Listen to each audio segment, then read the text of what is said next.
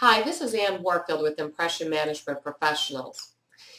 With the scary statistics, like the Gallup poll saying that 76% of all people are going to be actively looking for a job once the market changes, what that tells you is we have reached a group of very dissatisfied and disengaged employees. So what can you do as a leader to help make sure that your group is engaged?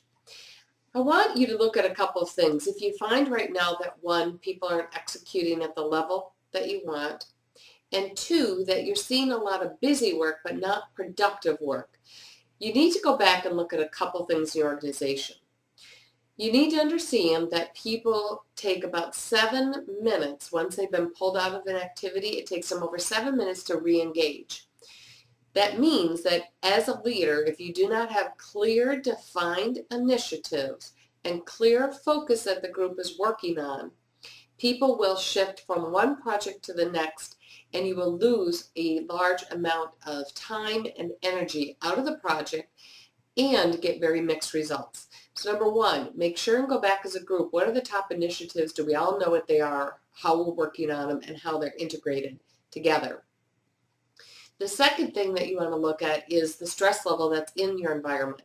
If you're seeing silos, if you're finding that people are doing turf protecting, if you're finding that people are just sharing book reports, what that really tells you is that people are operating under a high stress level and they're starting to cocoon in. Almost think of it like that turtle mode where people start pulling all of their energy in.